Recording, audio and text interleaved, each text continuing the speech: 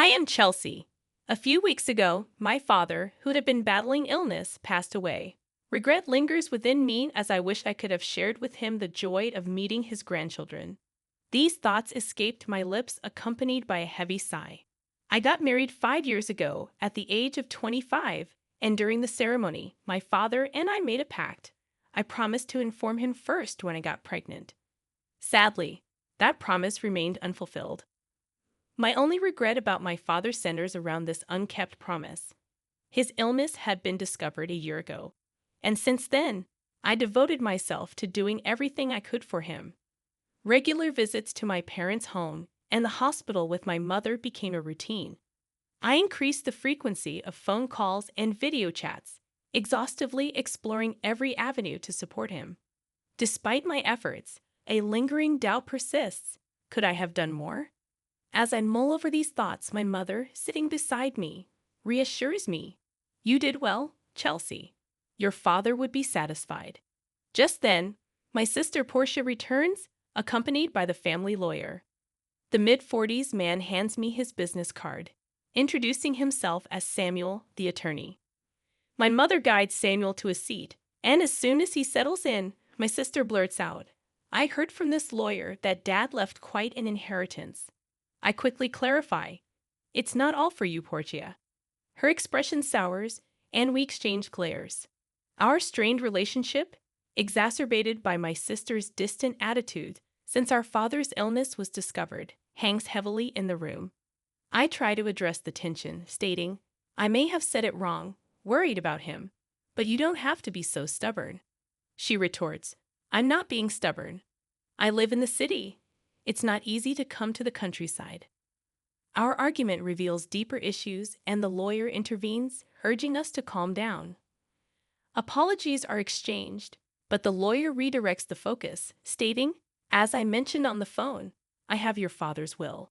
My mother inquires when this occurred, and Samuel responds, a few weeks before he passed away, he contacted me. The lawyer had visited the hospital, where my father, with his primary physician present, had finalized his will. It had been arranged for the physician to inform the lawyer upon my father's passing. Now, with a white envelope in hand, the lawyer places the will in front of us, confirming, this is the will, undoubtedly in your father's handwriting. I murmured as I verified the characters on the envelope. My sister Portia appeared somewhat irritable, but she dismissed it, saying, never mind, just tell us what's in it. I'm busy. You know that very well, she added, addressing the lawyer with a wry smile. With that, he opened the envelope, revealing a single sheet of paper. The contents outlined that, aside from the house and land, my father's inheritance included some savings and a storage shed. While we were aware of the house and land, the mention of a storage shed puzzled me. As I contemplated this, my sister, visibly annoyed, interjected, wait a minute. You didn't mention the farm. The lawyer acknowledged the oversight and explained, yes, the farm your dad used to work on as a hobby. He recounted how, after turning 50, my father decided to close his company in the next town and focus on farming near our home. Despite initial objections from my sister, who opposed the decision during her college years, my father persisted, finding joy in the physical activity of farming. Now, my sister insisted that the farm should be part of the inheritance. The lawyer, reviewing the documents, quickly addressed this concern, revealing that the farm was rented land. My sister expressed disappointment, realizing we didn't own the expansive piece of land as she had thought. The conversation then turned to dividing the inheritance. The lawyer suggested giving the house and land to the wife, my mother, leaving the rest to be divided between my sister and me. The savings and storage shed were up for distribution. My sister eagerly claimed the savings, valuing at about $100,000, declaring triumphantly, I'll take the cash. However, I objected, emphasizing my position as the oldest daughter. I proposed that she could have the storage shed, questioning its significance. Despite my objections, my sister was adamant about her claim to the cash. The lawyer clarified that the storage shed was a small building next to the phone, approximately 65 square feet, resembling the size of a small bedroom. He presented photos of the shed, revealing its dilapidated exterior and basic contents, consisting mainly of ordinary tools like hoses, scissors, and shovels. The realization dawned that the shed held little monetary value. "I don't want it," my sister grimaced. I painted the photos too. It was all very ordinary. These are sentimental items, but they won't bring in money. As I pondered this, my sister reluctantly agreed, saying, "Fine, I'll take the cash. You can have that dirty shed." However, I found it unfair. "Hold on, that's not fair. You agreed to the vegetable farming. What are you complaining about now?" My sister countered, making it difficult to argue. Still, I couldn't let her take all of Dad's inheritance without a fight. My sister pressed me, asking if we were good. My mother chimed in, saying, "As long as Portia won't complain later, I have no objections." Reluctantly, I nodded, and the division was settled. My sister grinned, and feeling uneasy. I immediately objected, saying, "Well, I'm not satisfied." "Give it up. You're so greedy," my sister retorted. Her words left me speechless, and I couldn't deny that family was more important than money. My sister abruptly ended the conversation, and in the end, my mother got the house and land. My sister got Dad's savings, and all that was left for me was the dirty shed. My sister, laughing loudly, signed a document promising not to complain about the inheritance division. Filled with complaints, I couldn't help but vent to my mother. "Mom, why didn't you help me?" My mother replied, "I did help you. I made sure you got the shed." Unhappy about inheriting the shed, I puffed out my cheeks in response. The next day, armed with the shed key from the lawyer, I headed to the shed near the field, a 10-minute walk from home along a deserted rural road. Finally, reaching the empty field, I opened the dusty shed and began looking around for something sentimental from Dad. Yet, all I found were tools and nothing special. Disheartened, I considered taking what was inside when I noticed something odd. The shed seemed smaller on the inside. Puzzled, I walked around to the back and gasped. There was another door. This second entrance wasn't visible from the inside, creating a mysterious space accessible only from the back. Excitement surged through me as I thought, "This must be Dad's surprise." Dad loved surprises, even on birthdays. Memories flooded back and tearing up. I returned inside, searching for the back door key. After finding 2 hidden keys in the handle of a shovel, I tried one in the door at the back. With a click, it opened, revealing a cramped space with a large safe. I wondered, is this from Dad's company? I recognized the safe. It was the same one I saw in the corner of his office when I was a child. Nostalgic, I hugged the safe. This was a true memory of my father, and I felt fulfilled. This alone made the inheritance worthwhile. However, knowing Dad, this couldn't be the end. There had to be more surprises. "There's got to be more surprises," I muttered as I inserted the second key into the safe. With a slightly rusty sound, the safe opened. What? No way. The moment I saw the contents, I was stunned. Inside was an unexpected inheritance. Overwhelmed, I locked the safe and rushed to my mother. After explaining the situation to her, I called my husband, and with his help, we moved the safe from my parents' house. Then it hit me, the contents of the safe were undoubtedly Dad's. However, if it's part of my inheritance, including the shed, I might have to pay inheritance tax. Better get this checked out thoroughly, I thought. The valuable contents of the safe prompted me to consult the lawyer. According to him, for inheritance tax matters, it's better to consult a certified public accountant. So I got a referral to an accountant from a friend and left all the complicated matters to them.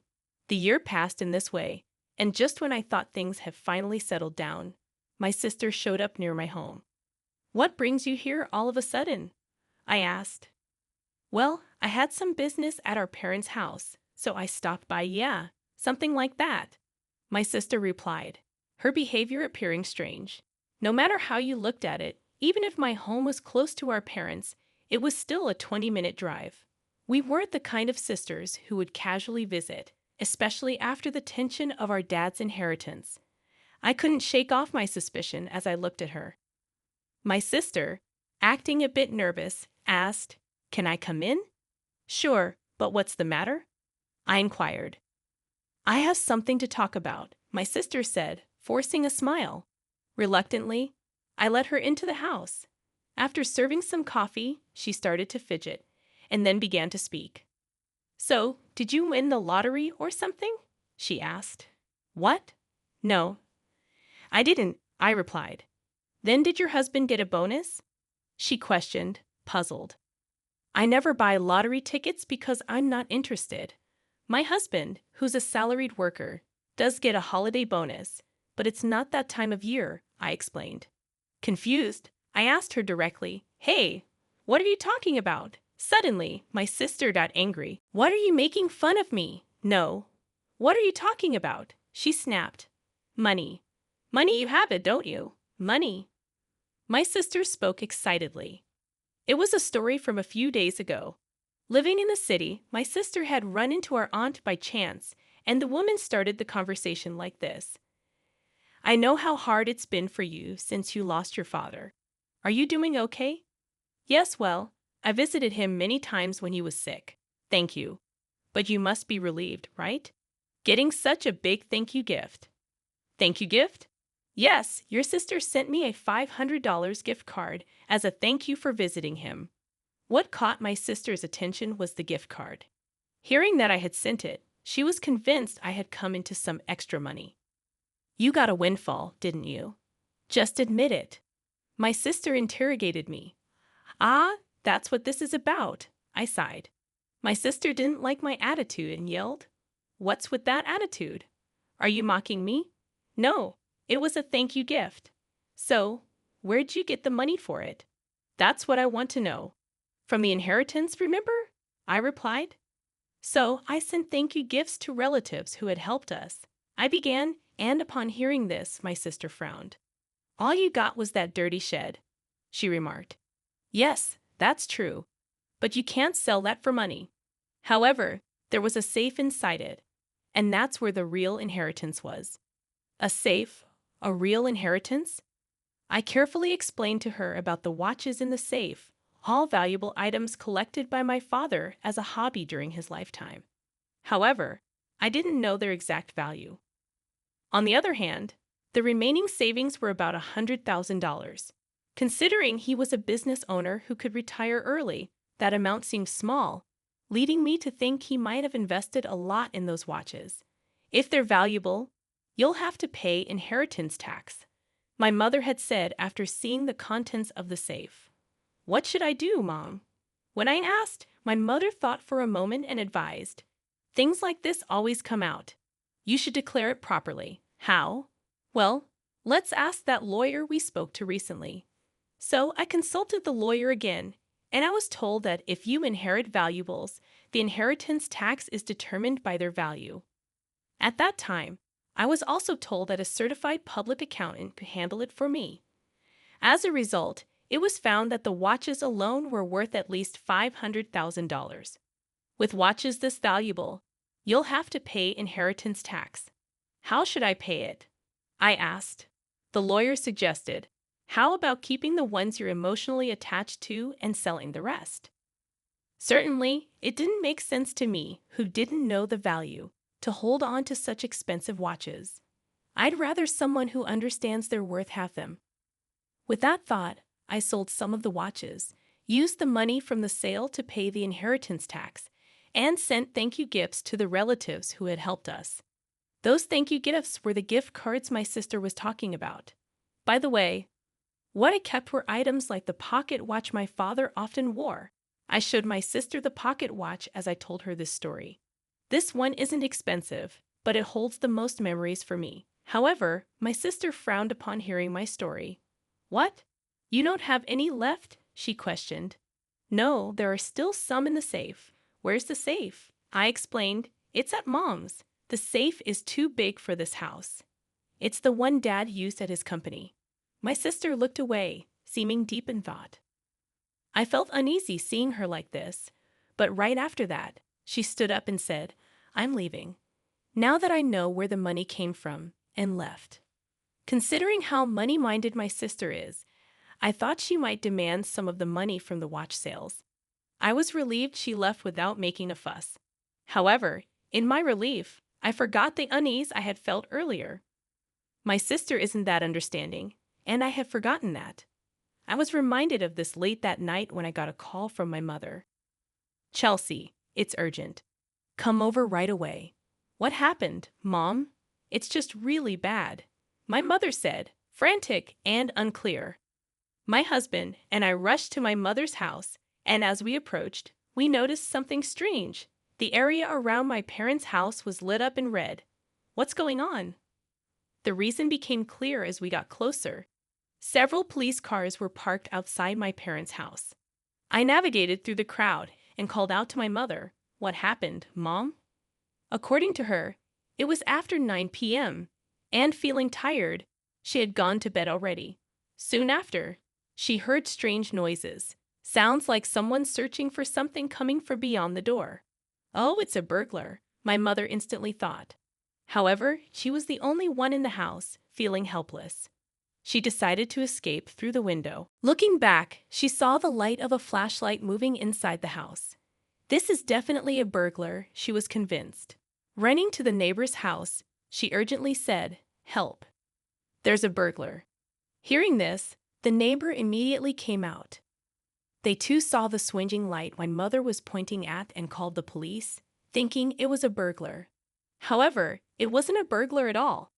It was my sister who had sneaked into the house to rummage through the safe after hearing my story. Neither my mother nor the neighbor had any way of knowing this. Soon, the police arrived, and naturally, my sister was shocked. Realizing she was in trouble, she tried to make a quick escape. Of course, it's her own family home, so there's no need to run. Yet, in her panic, my sister thought she had to escape. In her rush, she bumped into the open door of the safe. Just then, the already unstable safe toppled over, falling right onto her as she tried to flee. So, Portia got trapped under it. Yes, that's what happened. "Is she okay?" I asked. "She was taken to the hospital by ambulance, but she keeps saying her leg hurts." What on earth was she thinking? I was truly dumbfounded. Afterward, my mother and I apologized to the police officers who had come to help, feeling bad for calling so late. I also phoned my sister's husband. "Wait, you're saying Portia broke into her own family home and got injured?" he questioned. "Yes, that's correct." "What is Portia doing? She doesn't even do housework. I'm really sorry about my sister." "That's it. I'm filing for divorce." "Divorce?" Actually, according to my sister's husband, she had racked up a considerable amount of debt. Apparently, she had been spending a lot on brand name items, and he had just found out. They had a huge fight, and in the end, my sister stormed out of the house, saying, "I'll borrow from Mom and pay it back." Turns out she had already used the $100,000 she inherited to pay off her debts. Still short, she came to me to scrounge for more money. Learning about the contents of the safe led to her actions, which in turn led to this whole mess. No wonder her husband was furious. In the end, my sister, who had fractured her leg, was hospitalized. Her husband came to the hospital and started talking about divorce. Naturally, my sister made a scene. "I'm not getting a divorce. Absolutely not." But it was too late. Her husband had brought the divorce papers. Seeing them, she had no choice but to sign. Now she's lying in her hospital bed, stunned. There's a part-time job magazine next to her, so she's probably planning to start working part-time to pay off her debts. That would be a relief for me. As for me, I decided to move back to my parents' home after all the commotion. Of course, I'm worried about my mother, but there's another reason. I found out I'm pregnant. My husband and I talked it over and decided to move back home and have my mother help us with the children and childcare. I wish I could have told my father about the pregnancy while he was alive, but I'm sure he would be happy for us. So I'm looking forward to giving birth to a healthy baby.